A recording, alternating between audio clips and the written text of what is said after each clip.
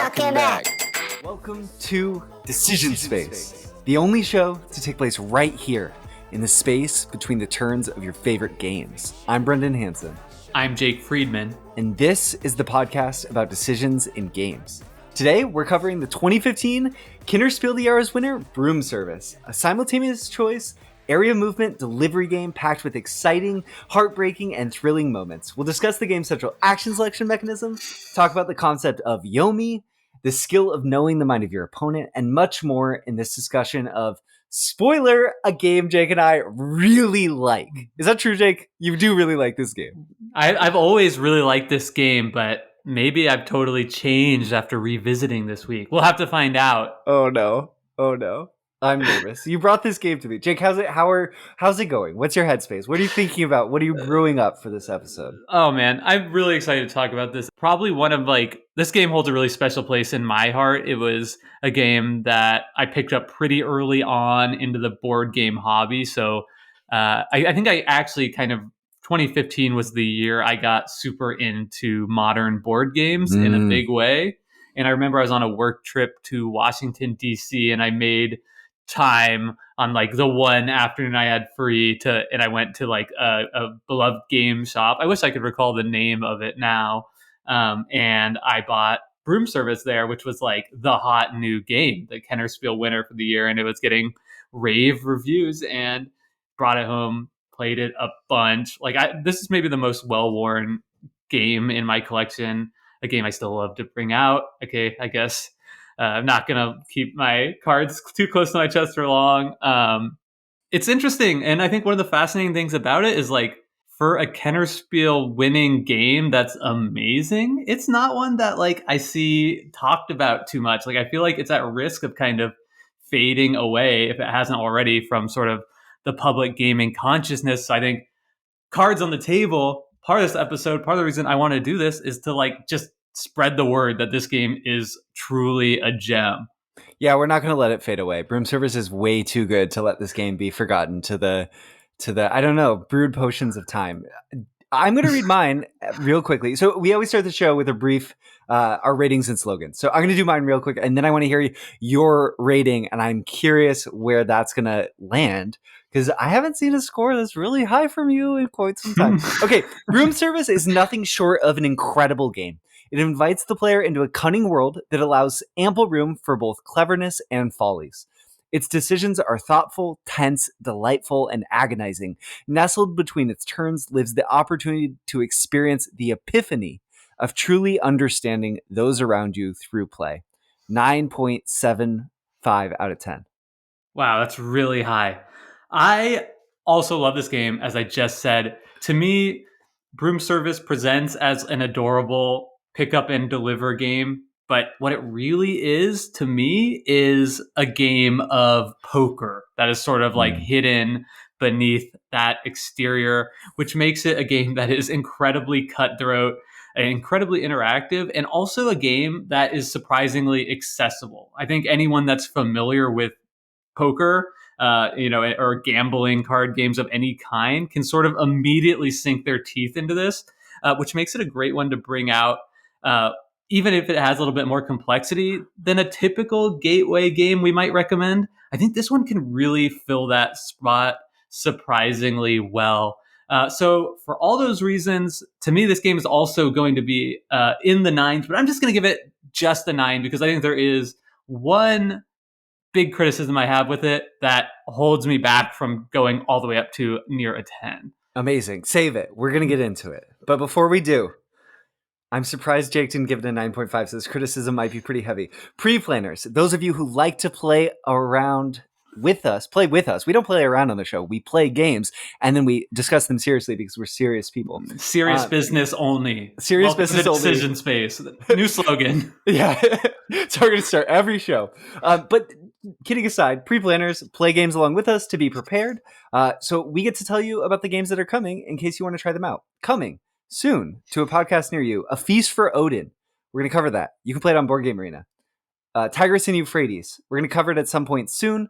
It's an alpha on Board Game Arena. And then courtesy of our Patreon supporters who selected this game, we're going to be covering Great Western Trail at some point in the next few times that we do this as well. And interestingly, oh, go for it. Jake. I just want to linger on that for one split second.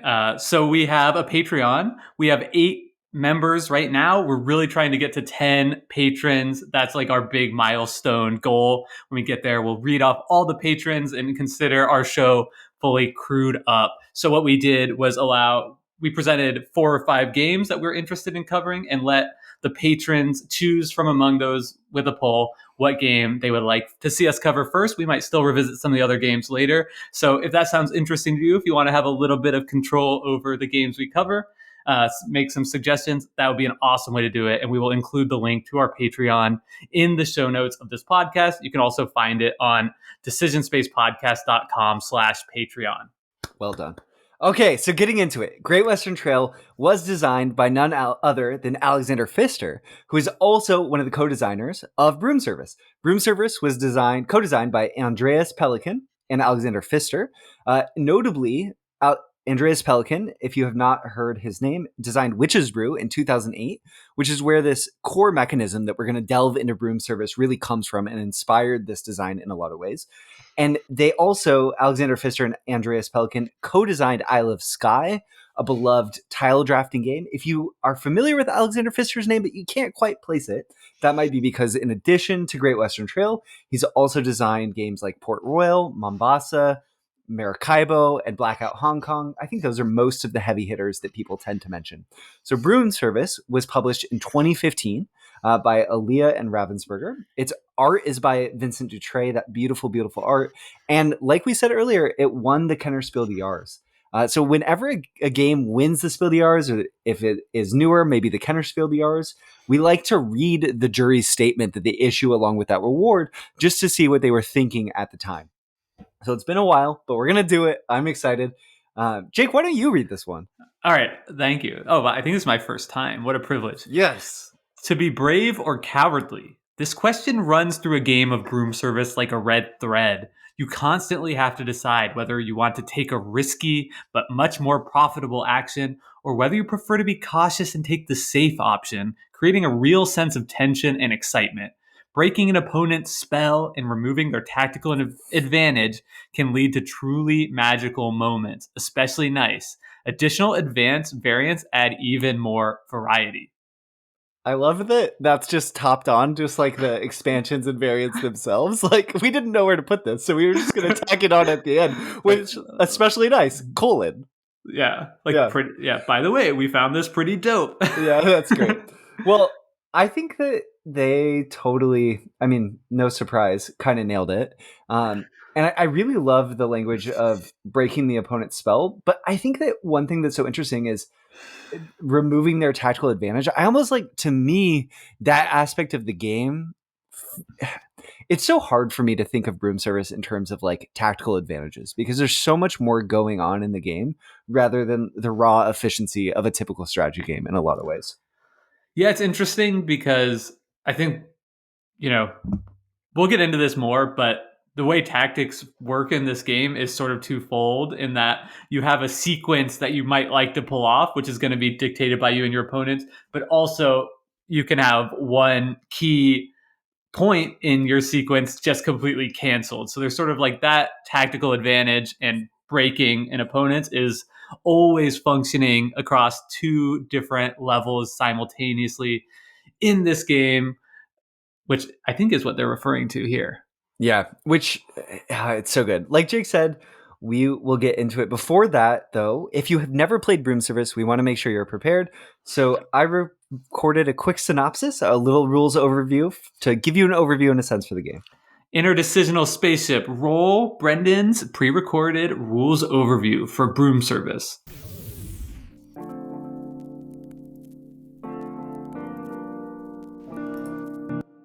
Broom Service is a simultaneous choice, sequential action game for 2 to 5 players, where players take on the role of witches running a potion delivery service. Broom Service has a central board depicting areas of different types of terrain peppered with towers waiting deliveries of potions. Each of Broom Service's 7 rounds begin with players selecting 4 cards from an identical set of 10 cards that each player is given at the start of the game. These 4 cards represent the player's potential actions for the upcoming round, and might allow players to take potions from the supply, move across the board to a specific specific type of adjacent terrain, deliver potions, or charm away clouds that might block their paths to potion delivery. After selecting these 4 cards, the active player selects one of their 4 cards and plays it, either declaring that they are a brave witch or a cowardly witch. If they're a cowardly witch, then they take the corresponding card effect, and each player in clockwise order following that player must follow their action, meaning they have to play the same card if they have that card in their hand. Then they have to, while playing it, declare if they themselves are brave or cowardly alongside it. If a player selects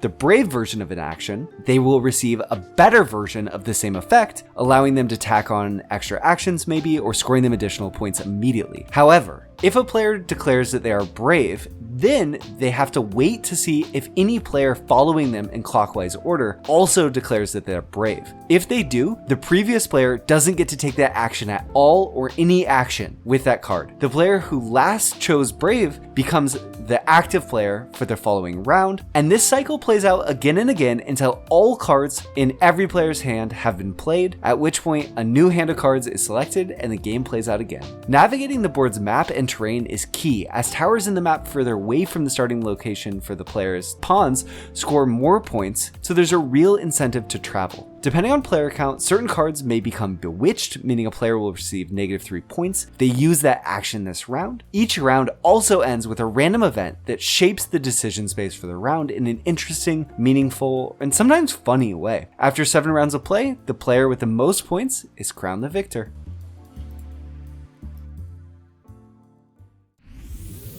Thank you, Brendan, as always, for taking the time to catch people up on this game. You always do such a great job hitting a few key components and rules. It's always tough to cover everything. So if you want to, definitely feel free to check out other rules videos, or even like sometimes looking at a photo of the board can go a long way to help understand what we're talking about. Ooh, now we get to the really good part, which we get to talk about Broom Service, and we get to talk about its decision space specifically. One thing that I have to mention about Broom Service, this 2 to 5 player game, is for me, Jake, the emotional highs of playing Broom Service. So often we start with like maybe characterizing the size of the decision space or even the type. But for me, so much of what's meaningful about Broom Service and why I love this game is the feel of the decision space. It's the decisions are so interesting because of the way that information is laid out on the table.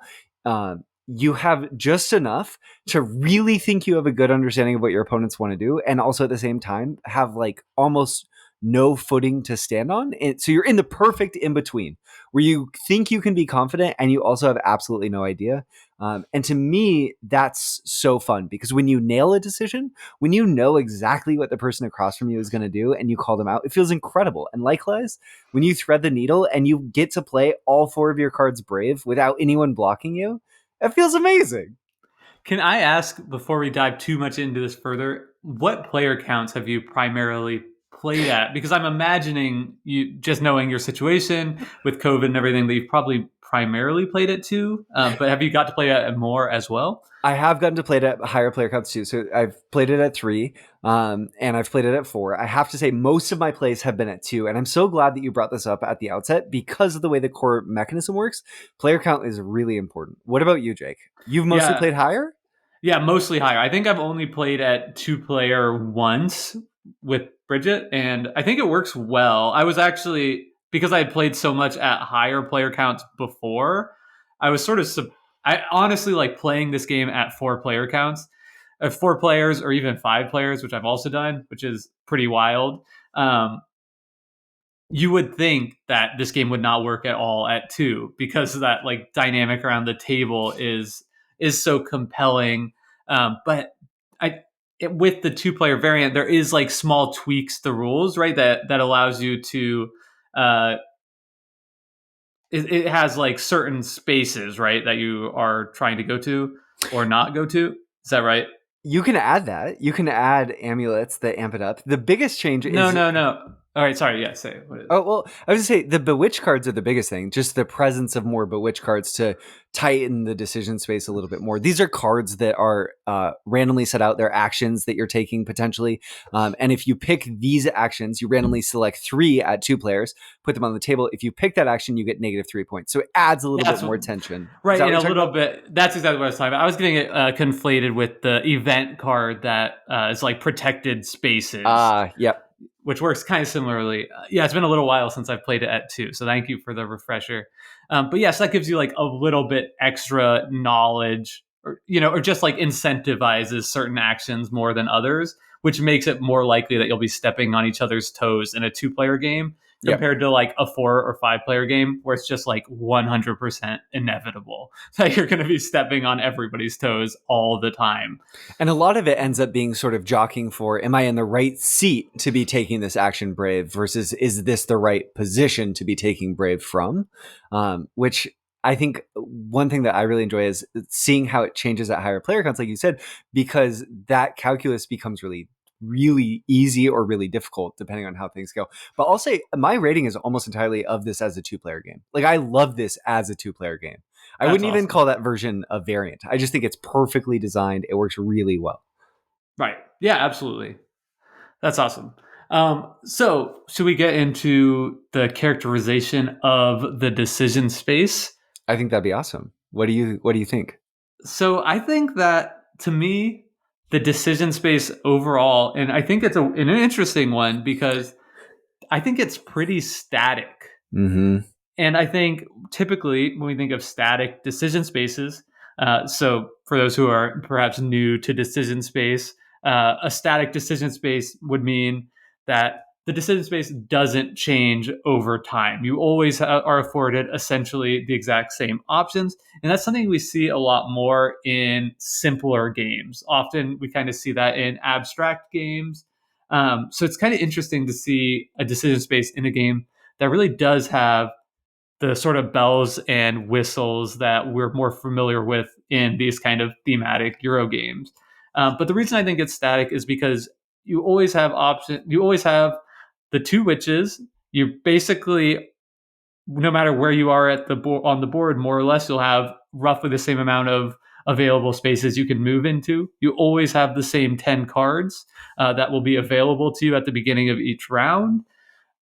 Where it gets a little hazy is like, of course, as the round plays out, you'll have fewer cards to pick from. But I think so much of that is dictated by other players anyway, that that's such a small component of it that I don't know that I would call it waning because of that. What do you think?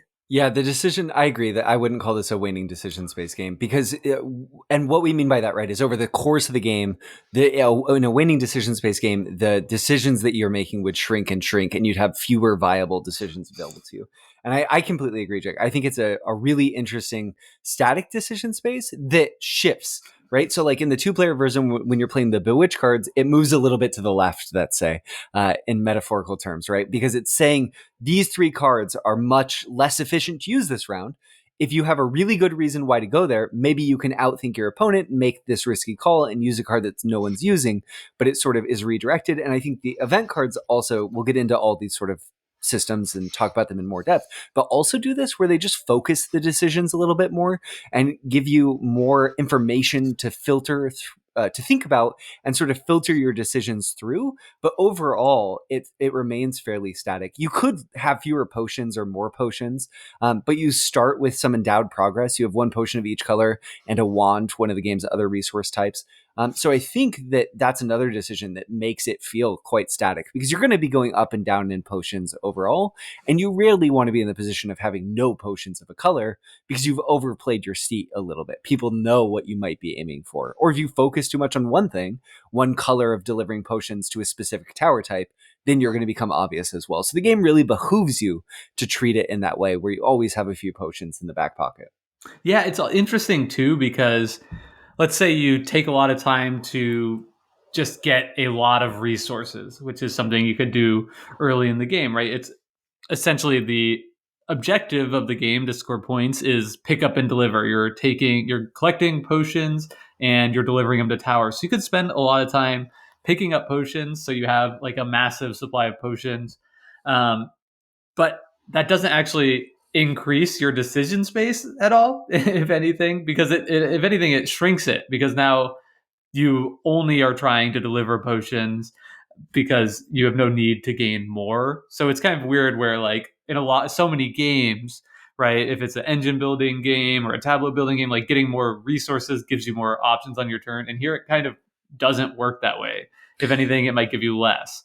Part of the reason Jake is saying this too is because the best way to convert potions to points is through delivering them to towers. Just period. The set collection offered to you at the end of the game, for if you get points for having 3 of the 4 resources, a set of those, or 4 of the 4, but they're really not lucrative. You're going to do much better getting your potions to those in need. So that really incentivizes you not sort of playing too hard in that direction. Let's get into Yomi, Jake, if we can. Is that Yeah, okay? yeah, absolutely. And I think like I was gonna say, let's talk about clarity of the decision space, and I think you have to talk about Yomi to sort of understand how clear or opaque this decision space is. Awesome. So Yomi is a term borrowed from Japanese that means something along the lines of knowing the mind of your opponent. And to play Broom Service well, I feel, and I'm curious what Jake is going to say, I feel Yomi is very important. Certainly the fact that I've played this game mostly at 2 emphasizes this point because it becomes a zero-sum game in terms of the decisions that we're making. But I still think even at the higher player counts, it's so important to know uh, when you're selecting cards, if the option presents itself, if you should choose Brave or not, right? Everyone who's seated to your left could potentially block you if you, say, play the Fruit Gatherer card, and or let's say Jake goes first. He plays Fruit Gatherer Brave. I can choose to play it Brave or Cowardly, and I have to decide, do I think it's worth it to play it Brave and get blocked by someone to my left, or should I just play it Cowardly and get the smaller effect that's still good and miss on that opportunity? So much of this game lives in the game space of Yomi, of knowing the mind of your opponent. I think one of the most fun implementations of that, for lack of a better word, is in a higher player count game where you lead off. It's like a 5-person game, and you think it's very likely somebody else has the card, and you just go Brave, and then the person to your left has the card and are now in that same Quandary. position, right? And I've seen it so many times where it's like, okay, maybe the first person went Brave. Now it's my choice. Do I want to go Brave or Cowardly? It's like I have to get this action and I don't want to be canceled. So maybe I just go Cowardly thinking somebody else has it, but nobody ends up having it. So the first person then is like rewarded for this. And it's like even if it gets to the third person, now there's still like, oh man, the other 2 people both had this card. Like somebody else after me is probably likely to have it. So what do I do? So it's just like really fun how that decision iterates down the line of players when you're playing in a 4 or 5 player game. No, absolutely. And one thing you talked about sequencing so much, and I think that that's really important in light of this mechanic. And I feel like we have to talk about this now just because it's going to filter in so many of the other things, which is that when you get canceled, right? Jake said if you go Brave and then someone else calls Brave, it's not that you do the lesser effect. You just do no effect. So if you were planning to link together 2 or 3 actions in a row, right? I'm going to use my Prairie Witch to move my pawn into the prairie. Then I'm going to play my Forest Witch to move that same pawn into the forest. Well, if you go Prairie Witch and you get canceled on that movement, you could have a card that literally does nothing for you at this point because you have no forest near you to move towards. Or worse, right? Somebody, or not worse, but almost exactly the same. If your plan is to go Prairie Witch and Forest Witch, and the first player leads off with Forest Witch, they don't even have to cancel you with a Brave action. They've already completely interrupted your entire turn by simply forcing you to play out of sequence. And I think that is one of the, that's what I'm talking about when I say like the interaction and like blocking happens on 2 levels, because Vectors. I feel, yeah, 2 vectors. I feel like that is often, to me, when I'm playing this game, even more like apparent by looking at the board, where I can say like, okay, this person is, I can tell where they're headed, right? Like they're going to the mountain space in the corridor because that has a very profitable uh, tower, especially if you're playing with like the amulets. Like I know they're going there and likely trying to deliver there. So if I can play my card that delivers to mountain spaces now before they've had the opportunity to enact that, it's going to seriously slow them down, if not like outright, cancel one of their cards without even taking the risk of playing a brave action. Totally. And so what Jake mentioned too is why he knows people are going to the Northeast. The way that points are spread across the board, essentially you're getting more points the further you start in the Southwest, and you get more points for going to the Northeast. We're talking about the front side of the board right now, but this is true of both sides, more or less. Which is one thing I love about the design of this game is that yes, the board is very open. There's tons of spaces that connect to other spaces. Almost every space is touching between, 3 and 5 other spaces. There's lots of flexibility, but the design really incentivizes everyone kind of flocking together in a way that it ensures you'll have enough information, but you also could get too crowded into there. So it makes the game of Yomi happening in this game about how greedy do I think you might actually try to be in this game, which I think that's wonderful because that produces joy when I can say, right, like if I'm trying to understand certain desires of Jake, it's really fun to nakedly call him out for his brutal ambition and getting some certain really greedy payoff. That's funny for both of us, right? Because Jake's like, you caught me. I was being a greedy jerk. And I'm like, you greedy jerk. So it just, the way that the design leans into that and incentivizes that is so smart. So often when you're going brave, like for the witches, when you're going brave, these are the cards that dictate movement through the board, right? So there's 4 of them: mountain, forest, prairie, and hill. You can call cowardly and you just get to move. And moving is really good because, just like we said, moving further is increasing the number of points you're going to get eventually. So you want to move. It's very strong. But if you're brave, you also get to deliver a potion. So you just get way more points naturally. You're delivering more. Or maybe you don't have anything at all, right? Like, so there's times where going brave doesn't mean anything to you, especially with the witches. So there are often times when you might choose to go cowardly just so that you don't have to lead the next trick or whatever, the next card. Because it's like being the last in turn order in Broom Service, especially in a high player game, feels amazing because it guarantees that if you have the card that the person led with, you can, play brave without anyone having the opportunity to counter you. And that is like, you feel so powerful in that moment. Like, You that's right. found solid footing. But the flip side is, because of the power of sequencing, going first is also really good. It can be, It can absolutely. be. But one thing also that you said that I want to just highlight a moment in this game that I love is exactly what you just said, Jake, where like you're like leading the tricks, right? And you go cowardly, hoping, what am I trying to say? Basically, a situation where you're trying to give up the right to go first, right? Like this would happen with Maya and I sometimes, where one of us would call cowardly on an action because we think the other player probably has it, and then they'll still call cowardly because they don't want to be the one who has to go first next round. It's like the less important brave action. Right? Exactly. Yeah.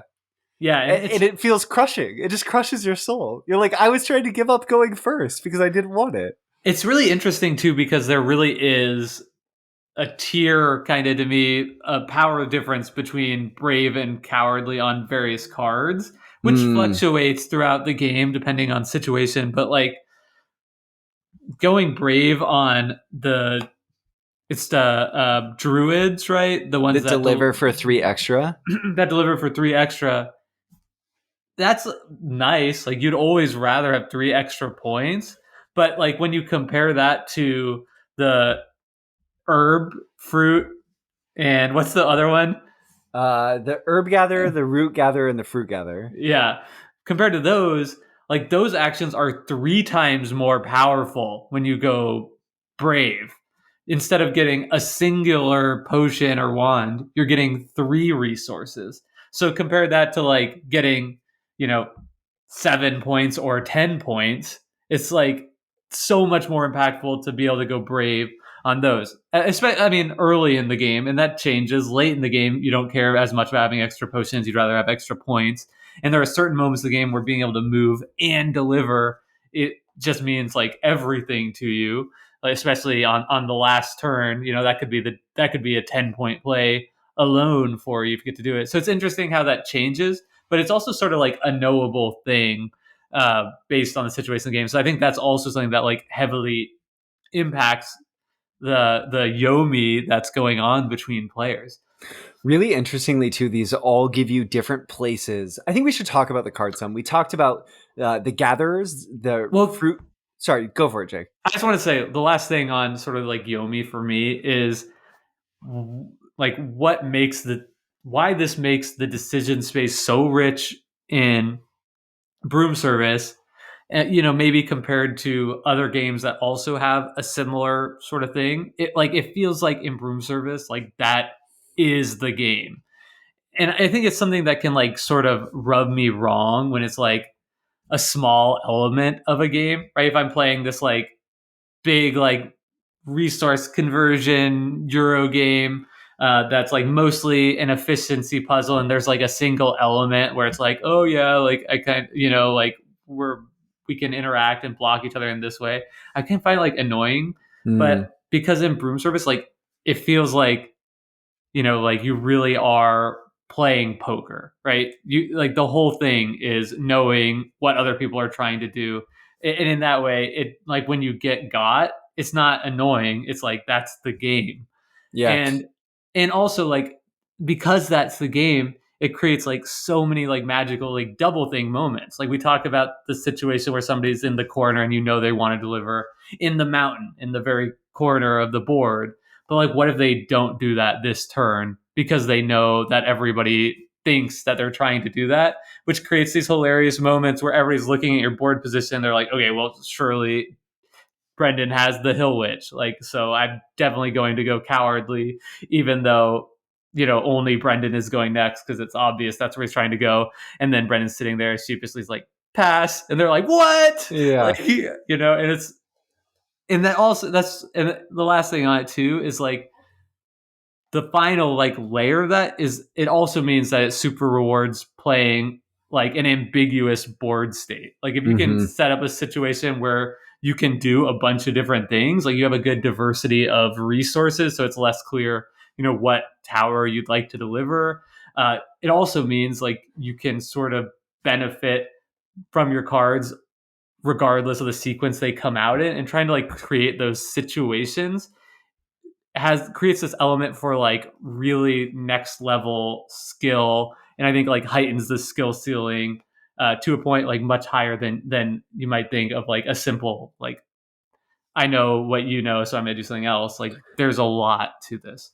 The tightness of the design behind the game, the more classic strategy elements that are brought in, do so much to support the player in their endeavors to playing the game well, even when other players are getting in the way, right? Like the areas are connected to enough different terrain types that there's probably a way to salvage it. And like it's so interesting because like you said, Jake, I sort of talked about in my intro how some of the joy of this game is the epiphany of understanding others, but the flip side of Yomi is also the epiphany of tricking others and deceiving others, and the game is both.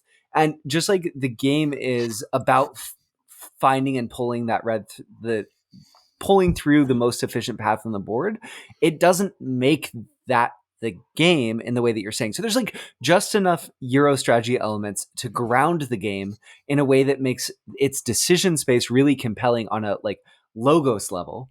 But then all of the other cards and every other design decision is just all pathos and lets you pour your soul into these moments of laying yourself like completely naked or bare or completely tripping your friend. And I don't know. I'm not even doing a good job talking about the I game in the know. way we normally do because I just love it that much. I feel like I was also just like I hope my excitement's coming through because I think my Yeah. rambling was like less eloquent than I had hoped. But it truly has that like fighting game thing, right? Where it's like I race to the corner, and on my next move, I'm getting there to capture the most powerful tower that's going to give me the most points. And then at the last second, I just stop and I do something completely different and like absolutely cross over my opponents in the exact same way that you might do in like a fighting video game where it's like, okay, I'm running at you for like a giant assault, I'm jumping in, and you think I'm going to attack, but I just don't. And it completely throws off your guard, and I do something else and, you know, completely flip the script on you. It's so possible and so fun in this game. And the amazing thing about it is like that advanced level play is so accessible here, right? It's not like if I'm watching a fighting game tournament, and it's a game I know well, like I know I'm getting so much more out of it than somebody who wouldn't know the game or whatever. But like here, it's like it could be someone who doesn't even play modern board games, and it's still accessible. Like that, the Yomi here is still accessible to them if they're familiar with the basic concepts in poker of bluffing. Yeah, no, absolutely. And Jake brings that up in part because Yomi is a term that's really borrowed from the like fighting video game scene and board game. There are awesome board games that are fighting games too. But I think we should talk about the cards because the Okay, cards are fine. really the tools that we use to express ourselves, right? They're the Yeah. tools in which we enact Yomi. So we'll lay these out and then we'll use them to just keep talking about Yomi throughout the rest of the episode because that's what we're going to do. I just know it. So we talked about the gatherers. These are 3 cards, the Fruit Gatherer, the Root Gatherer, and the Herb Gatherer, that basically, in different ways, let you take potions of the 3 different colors, orange, green, and purple, or also wands, which are this other side resource that you're using through another card, the Weather Fairy, to charm away clouds that could block your path. The clouds basically function as this set collection mini game where you're trying to collect lightning bolts on them, and there's better conversions, worse conversions where you have to spend more more wands for fewer endgame points, essentially, or fewer wands for more endgame points. So paying attention to those can really matter. And sometimes they are just off to the side of areas, and you have to be in an area adjacent to them to charm the way.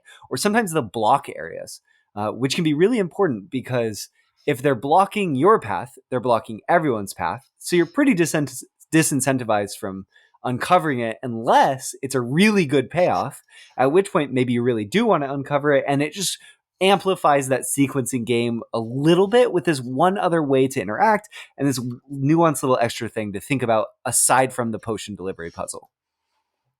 Right. I think this is totally an aside, but have you found that the points from clouds, the lightning bolt points, are really strong in this game? I think that it behooves you to definitely not ignore the puzzle unless maybe the payoffs come out in such a way that like the clouds are just really bad at the start or something. So by the time you get further to the northeast, the payoffs are a little bit better. But Mm-hmm. the points feel pretty meaningful. Um, Yeah. It yeah, also depends a lot on, I think, like what variants you're including in the sure. game too. But yeah, just anecdotally, I have found those to be quite strong, and especially if you choose that as your like main strategy of collecting a lot of lightning bolts to like get towards the top end of the points. Uh, that I think it can be a very, very strong baseline path to go down. This is also balanced by classic sort of rock, paper, scissors type elements within strategic paths, because the more people going for the strategy, the worse that it gets all of a sudden, right? Because if lots of people are doing it, they're getting the more efficient payoffs. All of a sudden, it's not very efficient at all, and it behooves you all to kind of do something else. So that's another thing about this game that's so good, is if you overinvest in any one direction, it can actually be quite bad. Right. Yeah. Yeah. Do you want to talk about the witches and the druids just really quickly, Jake? We've kind of talked about them some, but I think delving into them a little bit more could be helpful for the listeners. Yeah. I mean, so one of the things also that makes this game like surprisingly great as sort of a gateway game or a game to bring in non-gamers is while there are 10 cards in your hand, which feels like a lot, there are only 4 different types of cards. So there's 3 gatherer cards that give you resources, and there are 4 witches, which are the movement cards. So there's the mountain witch that allows you to move to mountain spaces, the prairie witch, which does the same for prairies, a forest witch, and a hill witch. So As we mentioned, those are the ones where you can move to the different terrain types on the board, assuming that there's an adjacent terrain of that type. So that's why you can get into these situations where a forest witch card is played, forcing you to reveal the forest witch you have in your hand, but you're not next adjacent to any forest,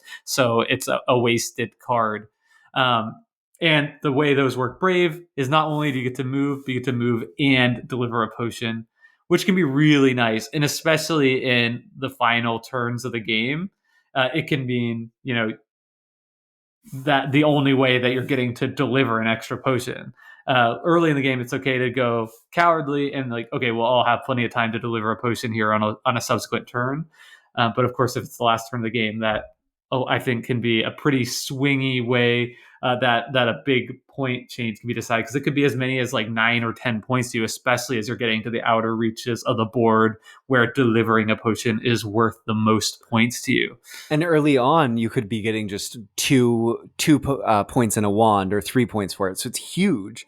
And I love that shift throughout the game. We've talked some, Jake, about how even with static decision spaces where the types of decisions that you're making feel the same every single time, when the sort of math can shift behind them, that can sort of breathe life into those decisions in a way that's really interesting, where it's shifting for everyone at the same time. And the final type that Jake was Yeah. So going to get into. the final type is the druid. So these are your cards that allow you to deliver potions. So the valley druid allows you to deliver to valley type spaces, which counts as prairies and forests. And the peak druid allows you to deliver potions to mountains and hills. And I think it's a really smart design decision that these are a lot more flexible. It would be pretty rough, and I think just a very different game overall if there were also 4 druid cards. That would make it much more likely that you would not be able to deliver a potion at all using one of these cards if your sequence got thrown off at all. And so with 2 that each covering half the spaces on the board, frequently when you get thrown off a sequence, it means not that you get to do nothing with your druid, but that you just get to do something much less efficient, like delivering a potion to a tower worth only 4 points compared to 7 or 8 had you been able to move first. And I will say, Jake, I do think that the brave calling brave, which gives you 3 bonus points, 3 extra victory points, if you are able to do it enough throughout the course of the game, it can add up in a really meaningful way, right? Like if I do that 3 times, that's 9 extra points. So I feel like calling your shots with those can be really impactful. I think that might also speak to the fact that you've been playing more at 2-player, Sure, and I've been playing more at a higher player count. definitely. Because at a higher player count, like it's there's such a premium on like brave actions where it might not even be worth it to get 3 points if it means 3 extra points if it means like you have to lead the next card, and Yeah, you're less likely to be able to play one of your like druids brave where you, like I mentioned, you get 3 times the benefit. your uh, gatherers. or yeah, sorry, the gatherers. I always get the cards No, mixed up. you're good. So I think like that speaks to that, just the difference in player count, which is a cool thing. Like the value of these cards is going to change a lot depending on your player count. Do you have a favorite player count? That's interesting. I think like 5 is like too much. I think it just forces a little bit more conservative play because it's just so likely that you're going to get countered and early in the turn that you're just like forced to play cowardly all the time. So I think or 4 is probably the best. Where sometimes like at a 4-player count, there's at least like a small percent chance that just going like full on wild cowboy and leading brave with the first card like can work out. Um, but yeah, I don't know. I think they all work. Yeah, absolutely to that. One thing that we should mention for people who haven't played Broom Service is you're controlling 2 witches at a time. So you have 2 different witch pawns on the board. So it's sort of doubling the amount of information that you would have to filter through at higher player counts, right? The board just has a lot going on. But I will say, I think it's interesting that the games fuzziness, how much you can be sure of your decisions on a given turn, grows at higher player counts and shrinks at lower player counts, but still remains moderately fuzzy. I think I love it at 2. I also really liked my play at 3. I think by the time you get to 4, that's where the shift really starts to become apparent. And by 5, you're just in Zane land. It's just, Yeah. yeah, it's all donkey. Right. No, Yeah, that's definitely true. And I think the other really interesting thing about Two Witches, since you mentioned that, is that the way the board and it's hard to say. I really want to talk about the different like variants that are included in the box. So let's do it. this is kind of contingent on that. But like assuming you're playing just the base game with no extra stuff at all, the most efficient way to play it would be just using one witch the entire time to get progressively like further down the board, so that you're delivering potions that are getting increasingly more and more valuable to you.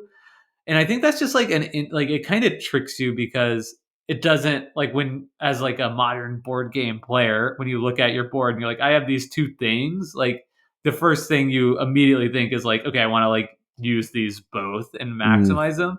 But that's not really, I think, I don't know, maybe I'm wrong, but I think like it's probably less efficient. However, the trade-off is that is what makes your board position a lot more ambiguous to the other players at the table. And flexible in terms of Right. responding to other people leading and having to take actions at other But I times. just like how there's like that risk and reward baked in to and it's something that kind of like grows and shifts as you play the game, like how much risk you want to include into your game Your state. path. Yeah. One thing that's amazing about Broom Service that Jake alluded to and that the Spiel jury alluded to is the fact that when this game was published in 2015, they give you a ton of content in the box. The game, I think, if it was published today, would come with just the front side of the board, maybe the back, and probably not a ton of other stuff that's also included in it. So there's like a bunch of baked-in expansion content I that think we this would can be talk like about. it'd be like at least 2 expansions today. It feels like, you Yeah, know, there's a lot. So there's storm clouds, amulets, mountain tiles, the backside of the board, forest tiles, and hill tiles. That's a lot. right. That's a ton of different things. So, what have you played with? I have played with the storm clouds, the amulets, and the mountain tiles. And have you played with them all together? I have not played with them all together. Yeah. What do you So think? I've played with everything to like try out at least one. Can you remind me, just because it's been I should have done a little bit more You're research good. or refresh my memory. Can you remind me what the difference is between the hill tiles and the forest tiles? I remember I the forest ones. I think are like they like if you're the first to a space, you get to pick one up, and that's like something you can use later. I just don't remember the hill tiles. I don't have them in front of me. I 'Cause wish that I I thought the thing did. with hills was just on the back side of the board. It is just on the Yeah. backside of the board. Okay, it's just on the back side of the board, and it gives you a boost where you can like teleport around the board. Yes. Yeah, yeah, yeah. Okay, that's why I was confused. Yeah, so it's really interesting. I can kind of like give you my tier Do it. ranking of them, but I will say also like I've played with everything at once on the backside of the board, which is also totally something you can do but probably should not.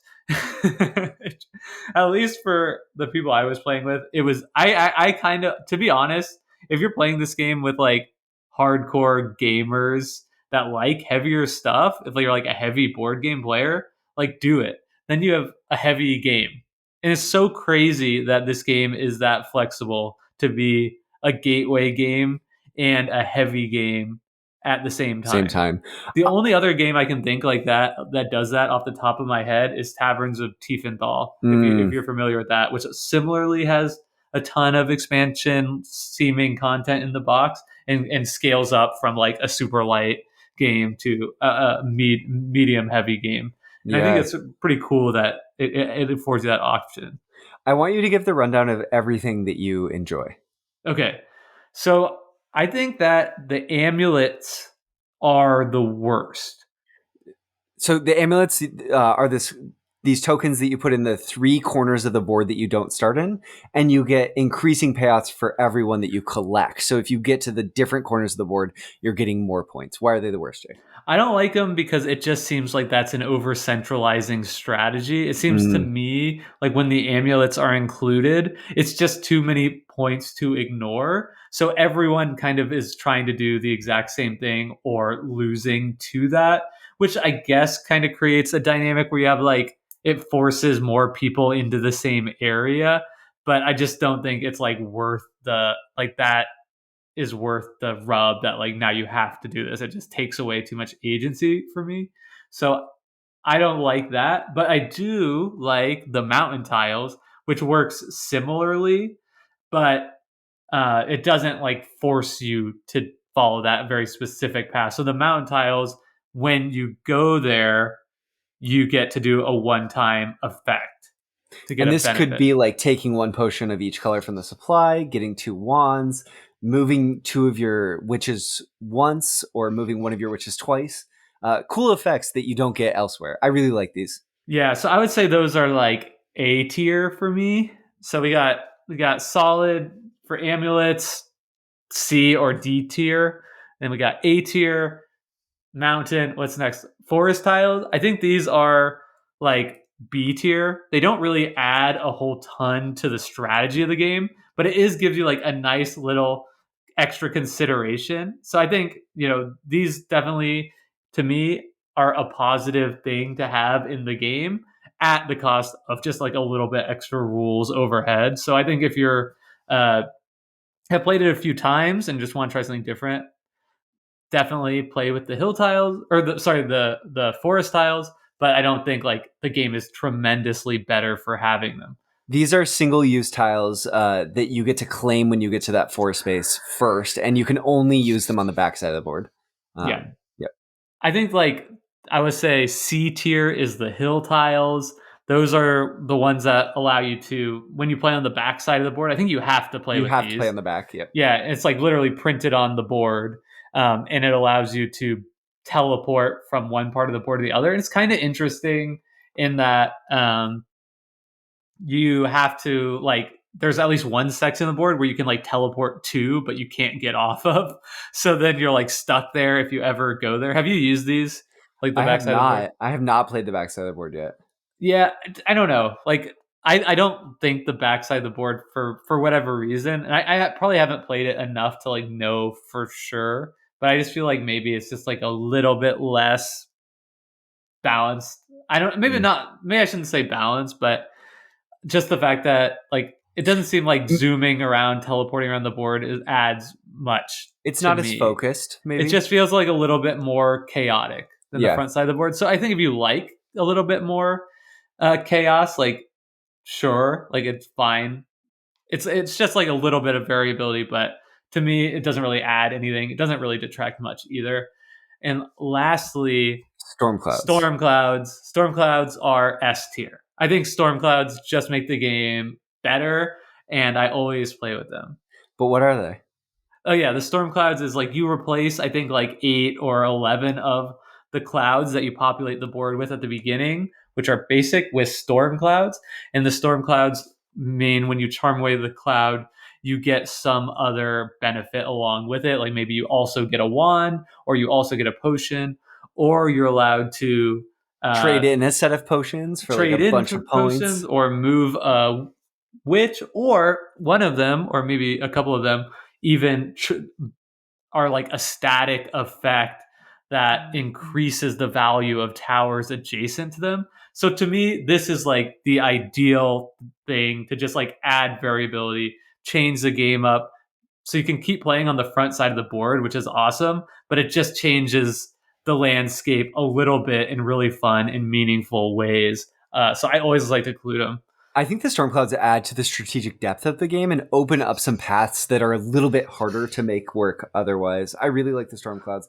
I actually liked the amulets at 2 players just because I think at 2 sometimes, right, I could see how at higher player counts they could be annoying. They force everyone in the same direction. But at 2, they force everyone in the same direction, which is nice when otherwise you could just go off on your own ways And and like not interact as and much. not interact as much. And I like that they force you into the southwest portion of the board, which normally I think you just kind of ignore at 2 players because it's not as useful moving in that direction. Yeah. I found getting all 3 is kind of tough. Okay, yeah. You have to be kind of focused on it. You really have to be focused on them. But if you do it, then it's kind of like a win, I've found, at like higher player counts. Yeah. But anyway, I think like my preferred way to play this game would be like with storm clouds, with mountain tiles. And then probably just there, if you're playing with all experienced players, throw in the forest tiles as well. Nice. I love I will say it's so fun having all this other stuff in the box. Maya and I have played this game a bunch now, and when we sit down to play, I think we assume we're playing with nothing and discuss if we're adding more, which I think is partially just how we play, but also the base game is that good. Right. And Yeah. doesn't it just like, I am really hesitant on this podcast to like recommend somebody buy a game because there are just like so many games out there. Most people listening in probably have 100 games on their shelves, and that are fantastic. Or maybe you have 20 games, or maybe you have 5 games that you love and are going to have a rewarding experience playing with. And there's just so many great games out there. Like it's hard to recommend one. But I think like this game is just like an unequivocal buy for me. And part of it is maybe it's just because like it just feels like you're getting such a screaming value. You have a game that plays great from 2 to 5 players, and it feels like it includes like literally 3 expansions worth of content in the box, and the price is low. I mean, I guess I don't know what the price is It now. used to be. Now it's out of print. No, Yeah. no. But so what we're really saying is get it now before it gets prohibitively expensive to buy it on the secondary market for years while people are extolling its virtues like us. Yeah, that's right. I think that to add to this, Jake, though, one thing is you probably have 100 games on your shelf. Well, maybe you do. Maybe you have 2 games on your shelf, and it's awesome that you're listening to Decision Space and you're excited about games. Yeah, and you're thank welcome you. here. I didn't mean to be like gatekeepery. Yeah. Like No. I don't think you were being that way. But I just want to say that I think that one thing that's amazing about Broom Service is I think it's going to be different than almost any game in your collection. And the veneer of it might look like a lot of other games, but I think there's few games that play out in this way. And surely I can't think of another that does it as well as Broom Service. Can we talk to? I feel like we're getting close. I'm noting the time. We're getting kind of close to the end, but we haven't talked about the event cards that you play with. We have to do that. 10 in the base game, 10 in the game, and you pick 7 randomly from this deck. And this deck of event cards functions as the game clock, the timer for the game. After these 7 cards are used, the game is over. And it feels like these cards ended up in the game because of the design problem of, well, if it's going to be a 7-round game, how are we going to know when the game is over? Okay, we'll add this event deck. And then when I first started playing with them, and these cards actually just give you some sort of modifier for that round. So Jake mentioned it earlier. There's one that's sort of like, if your witches are in these terrain at the end of the round, lose this many points based on the region. Or one is called the upper hand, which says everyone at the end of the round hides a random number of resources of their choosing from their supply in their hand and then reveals them. The player who reveals the most loses them and gets 8 points. So that's one that like leans into the Yomi. There's other ones that sort of say you must choose brave the first time you call an action every round. How are you going to play that? That fundamentally changes the rules of the entire game. So there's 10 of these, you use 7 each time. What do you think of them, Jake? Well, first of all, I think 7 rounds is the perfect length for this game. Like it ends just when it should. One more round, I feel like it would get into that territory where it's you feel like you accomplished everything you wanted to. And with 7 rounds, you very rarely feel like that. Maybe 1 in 20 games, you have like the perfect game, and you're like, yes, I got my sequence perfect on that last round. I've done it, which just feels really satisfying. And it doesn't overstay its welcome either. I mean, it's a pretty short game because of it. Yeah. And I think the cards are great. Like it adds just a really interesting texture. Some of them don't change much, like the ones that incentivize different spaces, but that like texture does give you extra insight into the cards that other players around the table might pick or not, which is really fun and interesting to think through when you're picking the cards you'll use for the round. And then other cards are just like totally insane and very fun when they pop up, like the one that you're forced to play Brave, like fundamentally changes the game and what type of cards you might pick. And that's really wild to think through, especially at higher player count games. Um, and then my favorite one though is the one that allows you to pick how many cards you want to start with in your hand. So like so instead, normally you always pick 4 cards that you'll have for the round, but this card allows you to pick up to 5. If you pick 5, you lose 3 points to do it. 4 is 0, or you can gain points, increasingly more points going all the way down to like if you only want 1 card, you can get like 12 points for free or something like 10. that. 10 points. 10, yeah, Yeah. which is totally wild and completely like changes like the core of the game. In like a really fun, interesting way, but it still works and it still creates like really rich and interesting decisions and makes every play different, even if you're doing just the base game. Do you always play 5?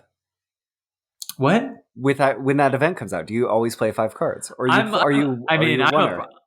It depends. It's a depends situation, but I'm definitely someone who would skew more towards playing more cards because that's just who I am.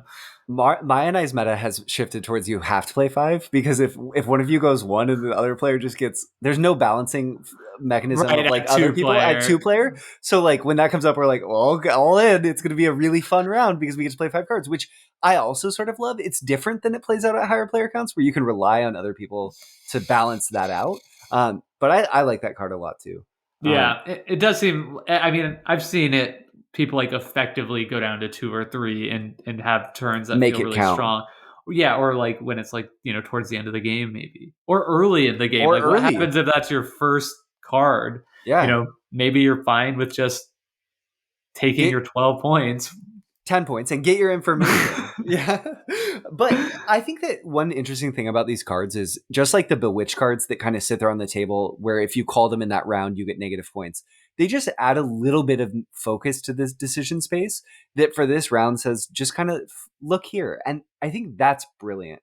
The game has that variability. And I didn't love these the first time I played with them. I thought they felt like a concession when I was learning the game. Even I was like, oh, that's a bummer that this one not elegant mechanic in this game. And I'm like, no, I want more. I want an expansion of 10 of these cards, and they're good. They're really fun. It redeemed the idea in my mind that an event deck can be good and amplify what's good about a game, rather than just be kind of like putsy and sad. Yeah, you know what? As we were talking about it, the other game mechanism it kind of reminds me of is Voyages of Marco Polo, where people always talk about the game, and what they talk about is like how there's these like crazy player powers that fundamentally break the rules of the game.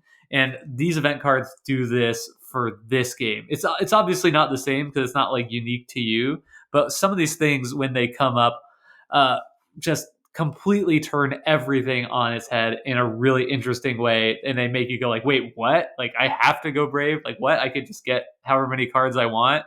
Or one of the other ones, I think, like every time you have an action, like instead of taking that action, you could just get a resource, like any Yeah. resource type, and that totally changes things as well. So I think I really love these cards. I think they're well designed and just like another thing that just adds that like really fun type of variability where that makes every play unique. They give even more room too for interesting decisions where you feel smart because you think about how this round is playing out slightly differently. So I'm going to change my behavior in this way, or my opponent's going to do this because of this card. And because you're putting those two pieces together, all of a sudden you feel clever because you connected multiple lines rather than a more linear thing where you're just connecting one line. Where like I see this, so this, it's like I see this and this and this, so this, and it's so good. That's so smart, and it's so simple. It is. I would say like reading them when you don't know them is annoying, but once you know them, the fact that there's only 10 actually does kind of become a benefit because you instantly know. There's I no don't. rules overhead almost. They're pretty short. I mean, like you can read, like you don't have to, and also you don't have to know them going in. No, you don't. Yeah, we criticize some other games because like, oh, well, you have to know this whole deck of cards to be good at it. And I don't feel like these cards really play in that a way at way all. that it helps you at all if you know what potentially could be coming. Maybe like the slightest advantage towards the end of the game is like, oh, I guess I could leave this on the prairie space because it'll be worth 2 points in the next round or something, but very, very slight, if any, advantage to knowing the deck. So Brent, I almost forgot. We're coming to the end of the episode. I forgot to talk about my like major Yeah, what's criticism your of major this game. criticism? So my major criticism is, and I'm not surprised that you haven't encountered this because it's definitely a higher player count thing, which is just that this game is it presents as like this sweet, charming package, but it is incredibly, incredibly cutthroat. And I'm Mm, sure you've experienced that at 2 players where it's very zero sum. But at 5 players or 4 players, like there is going to be a player in this game that just gets absolutely destroyed and lapped by the other players. I've seen it every time. It's been me, it's been Bridget, it's been friends that I've had over for like a casual game night. But somebody is just going to get destroyed in this game, and there's not really much you can do about it. It's just like virtue of the mechanisms. And here's why I think it happens. One, in a lot of games, you get to pick who you want to try and beat down. So you can yeah, say, like, okay, this person's doing well, so I'm going to try and counter them. Here, you can't do that at all. If you're at the end of the round and you want to call brave to get the benefit, like that might hurt the best player or not the best player, the person with the leader in the game, or it might hurt the person that has the fewest points in the game. It's just kind of luck of the draw. But further than that, I think it's actually more likely to be the person behind that you're gonna get that's going to get got because they have less like option to try and claw their way back. The further you get behind in this game, the more it forces you to try and take riskier plays. Like if you see yourself at 20 points behind somebody, the pack in this game, like you feel like, okay, I should call brave in this situation because like I need to get back in this game. Like I need a big play. Or when I'm picking my hand of cards, it's like you can easily see lines in this game. Like we talked about, like I'll move here and then deliver this potion to get a bunch of points at this specific tower. But inevitably, that's going to fall apart. And you may feel like you have to take the risky line because you're behind. So it just has this way of, through no fault or like bad intentions of the other players, the person that gets behind early tends to just fall further and further behind to the point where it's very possible that somebody could just end up not having a good time. And when it's like a game night that I'm hosting, like I'm just so sensitive to that, and it's just something I've seen with this game that makes me just want to knock it a little bit.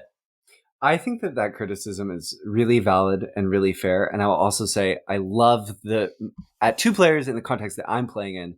I love the moments where it goes so wrong that I'm like embarrassed how bad my game was because it it just feels kind of delightful to be like so seen, so exposed by Maya, like knowing exactly what I want to be doing, that she can like kick me to the ground and like take my broom and like step on my potions and be like, smell you later, freak. And like she's like all the way, 50 points ahead. And then because it makes the moments where like I block 2 of her actions and I get to play all my cards brave somehow feel so incredible.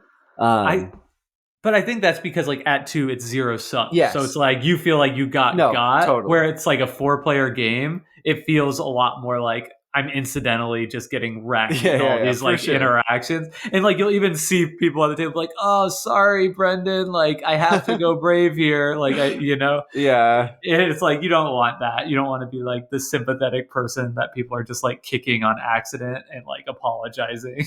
totally. Totally. So That's close. that's it. That's close with your favorite card. Like just art wise, what's your favorite? Oh man, okay.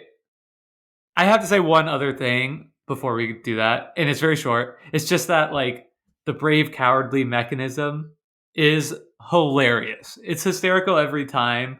I always force people in the game to like say the whole thing. Like I'm the and brave fruit gatherer. it's so childish, but it's just, it to me it just instantly teleports me back to like that childlike sense of play that like games should evoke when you're like sitting around the table like staring each other down and you slam your cards like I'm the brave weather fairy or like I'm the cowardly forest witch. It's just funny and it just lightens up this like cutthroat game and adds just a delightful texture to it. So that might be like my favorite thing about the theming and like the mechanisms of the game.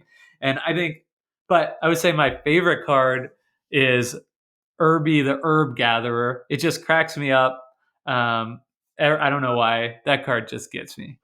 Every card in this game. Okay, so one, I love the brave cowardly mechanic too. It sets the stage just like you said so perfectly, and calling yourself a coward is hilarious. Right. It's like you don't want to be a coward. Yeah, like yeah, it just gets to your core. yeah, but sometimes you have to. I Right. love that it's kind of a joke. Like the game is kind of like it's not real. It's not bad to be a coward in this game generally, but like you don't Right. want to be a coward. Right. It's so because like in a different game by a different designer, a different like art team, like it could be like you could see this so easily like rethemed as like I'm the tactical sailor, Yeah, like yeah, I'm the risky sailor, right? It's like both. It could be like both good, positive yeah. things. But the fact that like they've made the decision to make like one of the ways you could play the card like clearly not good. It's Value just judgments. yeah, Yeah. right. Yeah, it's so good. Okay, the art, every single card is a vibe, and I love them all. It's really hard for me. I love that the Peak Druid has a little bunny. The more I look at these cards, the more I enjoy them. The Fruit Gatherer cracks me up. It's this little witch who has this like bright red beard and a blue hat, and he's collecting like fruit that's like the size of him. And he can barely stand up. It's amazing. And the witches, I think, are all fantastic. I love the Mountain Witch card that's just she's dropping potions flying on her broom like and the potions all have little parachutes on them as if she's not even stopping at the tower, right? She's just flying, dropping it down, it's gonna float down. Drive by. Yeah, I love this world. I want more games in the Broom Service world. Absolutely. Awesome. Well, that's another episode of Decision Space on the boards. And with that, I'll remind everyone that coming up soon, next week is going to be a thematic What We Talk About episode. Then we're going to cover A Feast for Odin, and then Tigris and Euphrates and Great Western Trail await. So if you would like to play those games with other people online, maybe through Board Game Arena, or even just discuss Broom Service, this game, other concepts about games generally, you should join our Discord. There's a link in the show notes. Discord is just an online chat room that anyone can join from a web browser, and there's lots of people having interesting conversations about things that you're probably interested in on the Decision Space Discord. You can catch up with Jake and I and talk about Decision Space literally in a few places, like that Discord or Twitter. You can find us at Decision Spot, or myself at Burnside BH, or Jake at Jake FRYD on Twitter. Look us up on Board Game Geek as well. Just Google Decision Space Board Game Geek. First result, you won't miss it. Awesome. This has been a lot of fun and look forward to next week. Thank you to Hembry for their hit song Reach Out, which is our intro and outro song. See y'all. Bye. Close enough.